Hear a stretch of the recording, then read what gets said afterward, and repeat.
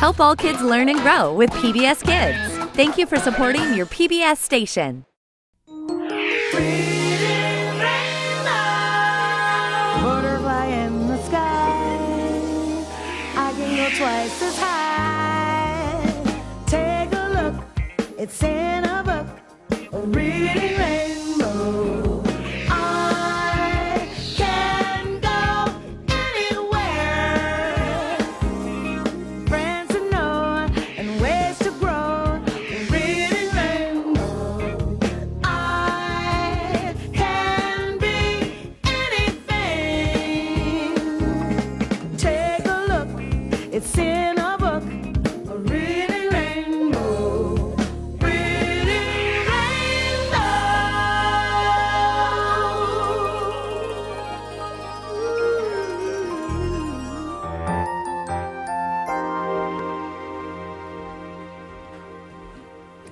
Hi, welcome to my travel room. I love to travel, so I decided to fill this room with things that reminded me of all the places that I visited and the different ways that I got there. You name it, if it has to do with leaving one place and going to another, I've probably got it here. But you know what I really love? I love maps. All kinds of maps. Each one tells me something different about the world. Like this antique map I've got here. It actually shows the world as though it were flat. And this globe is a map of the world that you can take for a spin. There's a map for just about any place you're interested in going. Maps can tell you a lot, but they can't tell you the whole story. If you really want to experience a new place, you have to go there. Like my friend Mrs. Tilby in this book, Someplace Else. Someplace Else by Carol P. Saul. Illustrated by Barry Root. Read by Carol Kane. All her life, Mrs. Tilby had lived in the white house by the apple orchard. All her life, Mrs. Tilby had tended the trees and picked and sold apples. All her life, Mrs. Tilby wondered how it would be to live someplace else. One morning, Mrs. Tilby came downstairs and spoke to her son, Wes. All my life, I've wondered how it would be to live someplace else, and now is the time for me to try. Tomorrow, I'm leaving to visit your brother Les in the big city. If it suits me, I'll stay. The next day, Mrs. Tilby put her suitcase in the back of the old green truck. Then Mrs. Tilby drove off down the road.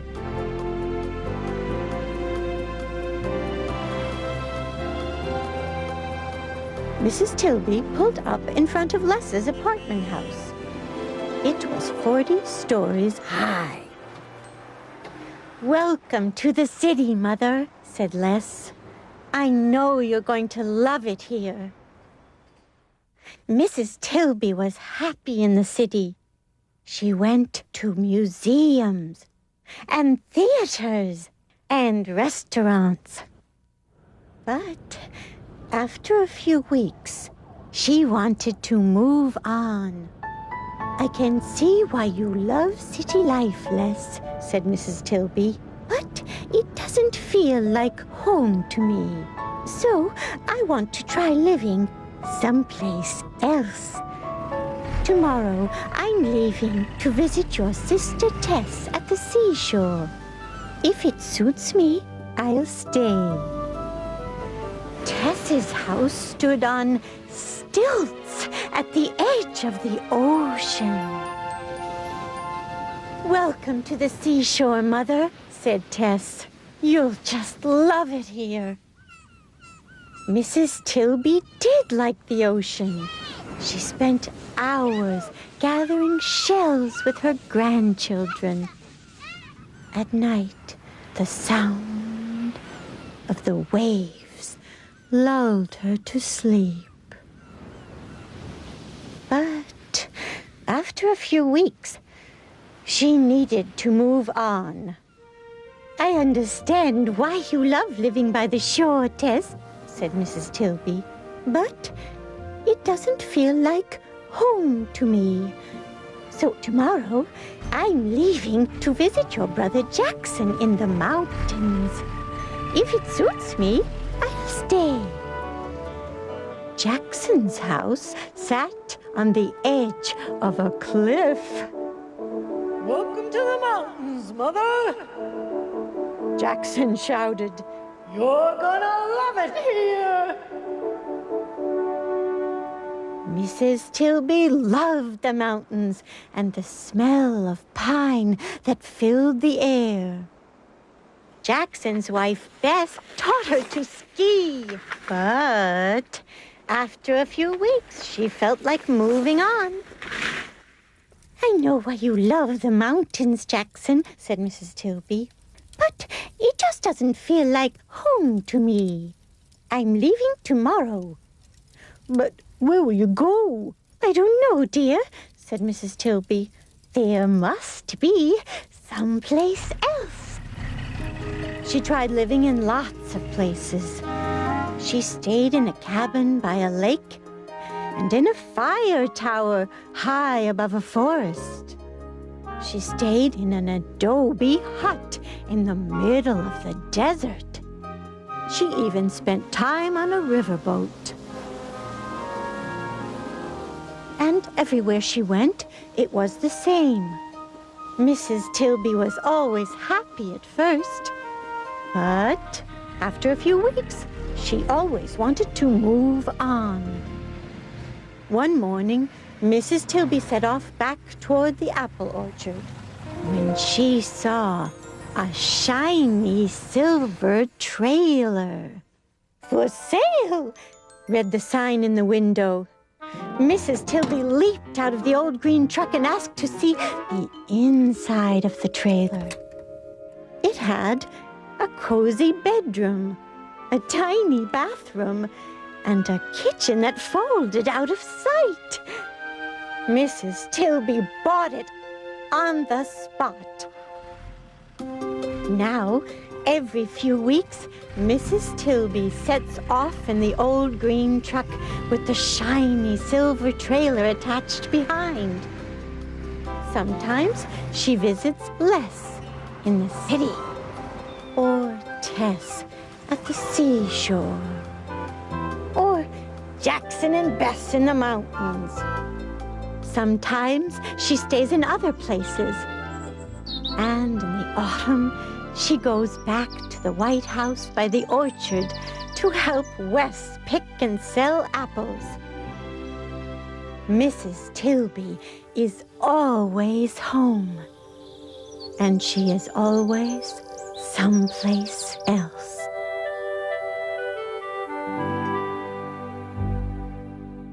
Mrs. Tilby could probably use a map collection of her own. In the meantime, mine keeps growing. All of my friends know that I'm a map maniac, so whenever they come across an interesting one, they send it to me. And I think that's what's inside here.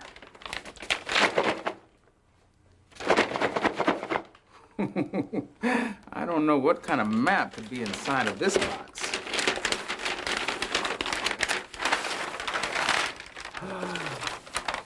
Wow, it's a puzzle map of the United States.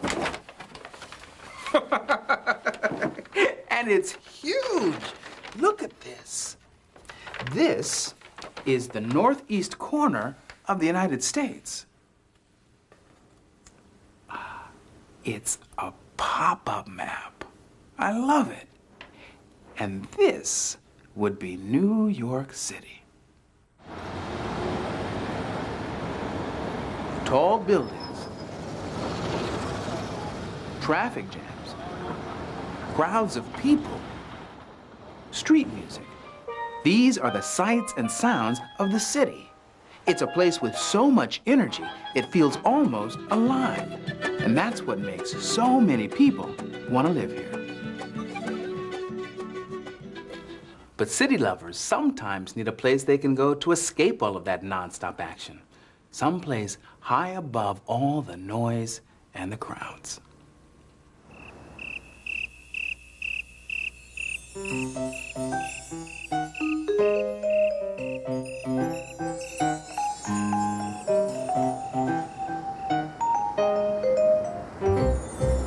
My name is Val Gary, and here in New York City, I garden on my rooftop. I've been interested in gardening since I was a little girl. When I grew up, I came to New York City, and the question was where I could grow things. The answer was the rooftop.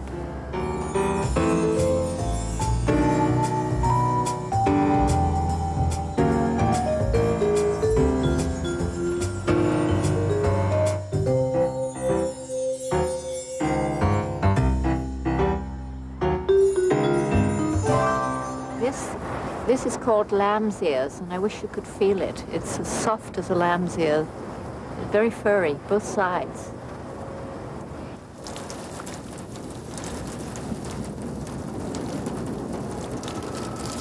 The special thing about gardening on a rooftop is you have to grow everything in soil, which you try and make as light as possible so containers don't get so heavy that they maybe go straight through the roof and land in somebody's living room.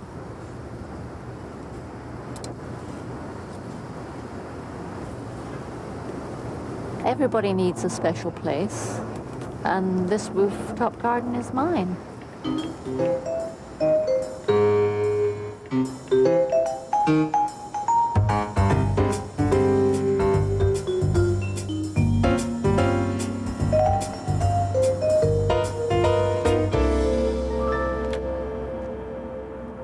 My name is Danny Murray.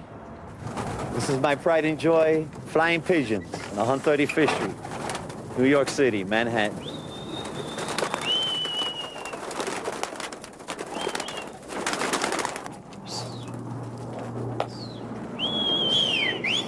As a kid growing up in this neighborhood, they had a lot of pigeon coops on the roof. So as a little youngster in the street looking up all the time, I too wanted to fly birds. These pigeons here are not your regular street pigeons.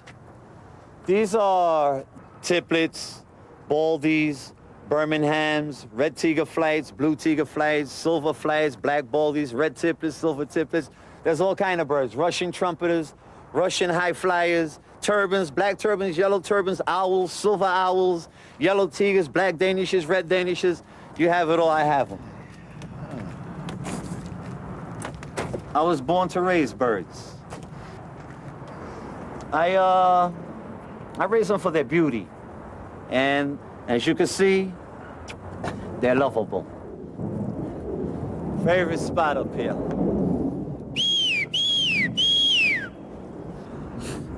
"30 years ago, across the street. It's amazing that 30 years later, I'm still flying birds. Great hobby. Great hobby. I think all the kids in the neighborhood should start doing this. Ain't that beautiful? When I see them up there in that beautiful blue sky, the feeling of being free, that's what makes me feel good.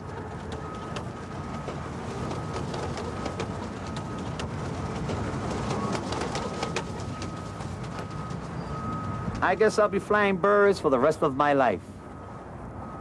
Flying pigeons on the rooftops. Where there's no trouble, it's nice and peaceful, the sun is shining, and everything is beautiful.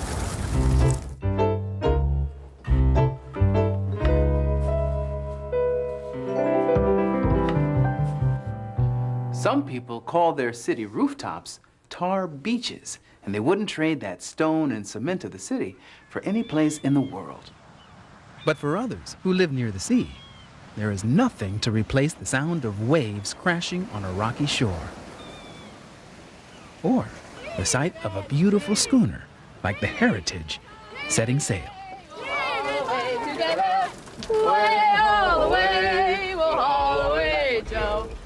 It takes a lot of folks to run a giant schooner like the Heritage, and everyone lends a hand. Haul away, Joe. Away, haul away. We'll haul away together. Way, haul away. Way, haul away. We'll haul away, Joe. Away, haul away. We'll haul away together. Way, haul away. We'll haul away, Joe. The Lees are a sailing family. Doug is the master of the ship. He plots the course, making sure the ship steers clear of danger and stays in the channel. We want to go on this course right like that. Right up to the PD buoy from the Rockland Lighthouse. We'll go down east, and that reads 90 degrees on the compass. Steer at 90 degrees, Linda. Okay, got it. Don't pull. When it's time to guide the Heritage out of port, Come on, come on. Linda, Rachel, and Clara crew the yawl boat, Power over here now, mister. a little powerhouse that pulls the Heritage out of the harbor. That way a little bit. They carefully watch for other ships. That way. Stop. Okay, let's get the yawl boat under the stern. Yeah, okay, we gotta pull in this line right over there. We need a bunch of people pulling in line. There you go, Mike. Come on to the stern, Linda. Big hands or little, everyone's job is really important on a big schooner. Make that fast, Mary. During the summer months, the Lee family makes the Heritage their home. Sailing is their way of life.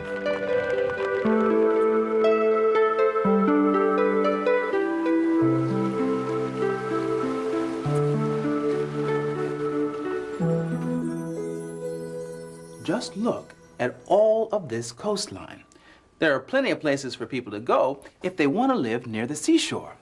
But then again, if water doesn't turn you on, but mountains pique your interest, then the biggest are always found out west. Personally, when it comes to mountains, my favorites can be found even further west, in Hawaii. The mountains aren't just mountains, they're volcanoes. The Hawaiian Islands were actually formed by volcanoes spitting out molten rock from inside the earth. In fact, some are still active today. Every time Kilauea erupts, the island grows and changes. It's like a work in progress. Kilauea is sculpting new shapes for the big island of Hawaii. And for one artist, it's a place that fuels creativity and fires the imagination.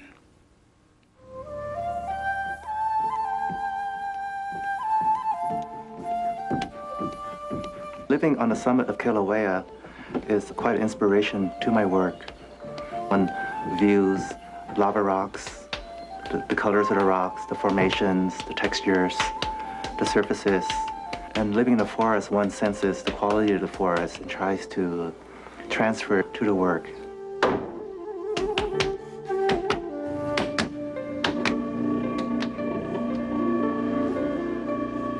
The clay feels very wonderful. It's hard to describe how it really feels. It's like touching the earth.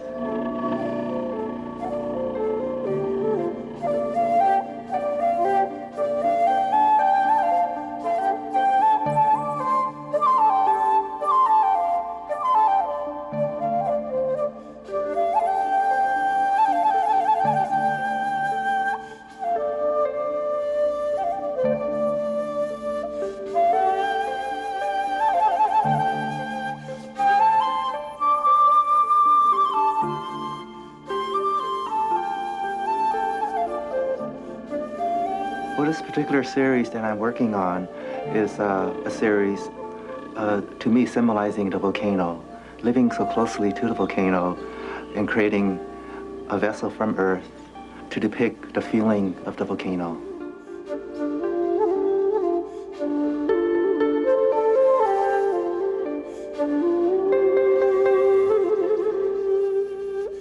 Well, the opening of the volcano is irregular and not symmetrical.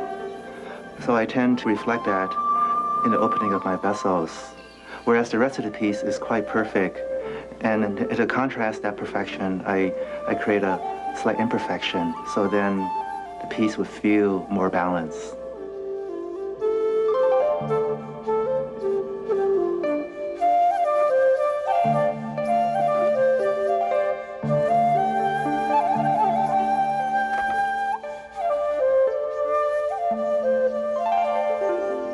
But the piece is done when it feels right and looks right.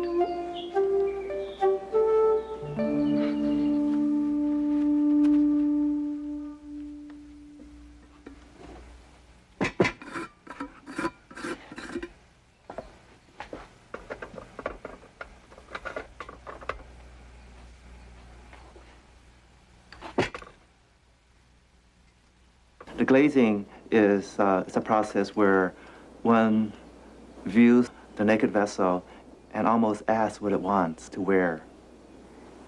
All my glazes come from the earth. They're all earth minerals that are combined in different proportions to give different textures and surfaces and colors.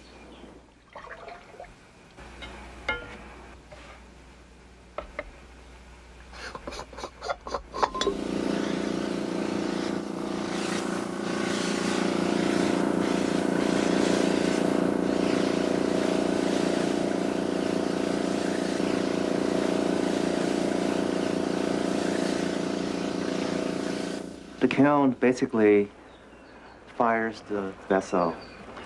It creates a temperature hot enough to melt the glaze. This particular process that I'm using is called a raku process, and it takes 3 hours to fire.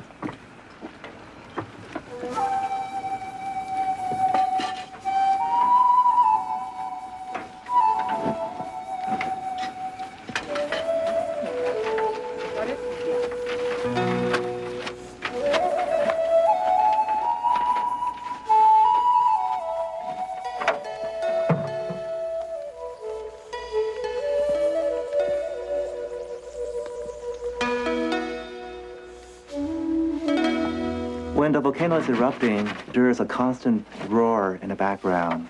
And this roar is just awesome and powerful. And as I'm working, I feel this power coming through me. I feel myself getting stronger. The most important thing when we're working with anything is to really find enjoyment in it and to be able to express ourselves through whatever it is that we enjoy and to perfect it and refine it to a point where it can express itself and our environment and the planet that we live on.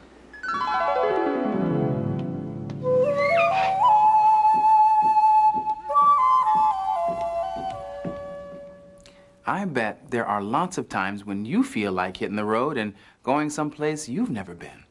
Well, that's when a book can be your passport to someplace else. Whether you head north, south, east, or west, here are some books that will show you the way, but you don't have to take my word for it.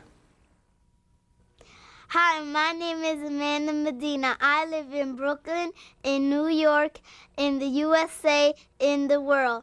I have a place to be just like the girl in this book called Me on the Map. The girl in the story makes a map of her room. She makes a map of her house, too. Here's a map of her country. The girl enjoys looking for her own special place on the map. Everyone needs their own special place to be. Why don't you go to yours and read this book, Me on the Map? Hi, I'm Steely Dan. I like to visit places away from home, but it's always great to get back. That's what these two mice found out in this book called Town Mouse, Country Mouse. Town Mouse gets a letter from his country cousin. He's so excited. When he gets to the country, he's in for some surprises. He steps on a rock, but it isn't really a rock. It's a turtle shell. Country Mouse wants a taste of the city, too. He goes home with Town Mouse. The city has dangers of its own. traffic, and cats. I think you'll agree with the moral of this story, which is there's no place like home. That's why I recommend Town Mouse, Country Mouse. Hi, I'm Tisha. Did you know that somewhere in the world right now, it's already tomorrow? I found that out in a book called Somewhere in the World Right Now. Somewhere in the world right now is deepest night. A baker is baking bread in England. Elephants are sleeping in Africa. In another part of the world, it's daytime. Fishing boats are busy bringing in the catch. Here's a busy rush hour in a big city. Everyone has their own place in the world, whether the sun is up or down. Before you go to bed, read this book. Just one more piece. This is where I live. Los Angeles, California. LA is where a lot of TV shows and movies are made. And since I'm an actor, it makes sense for me to live here. Finished. A perfect addition to my travel room. You know what I love most about this room? It's not just about the places that I've been. It's also filled with dreams of places I have yet to go. Hey, maybe one of those places is where I'll see you next time.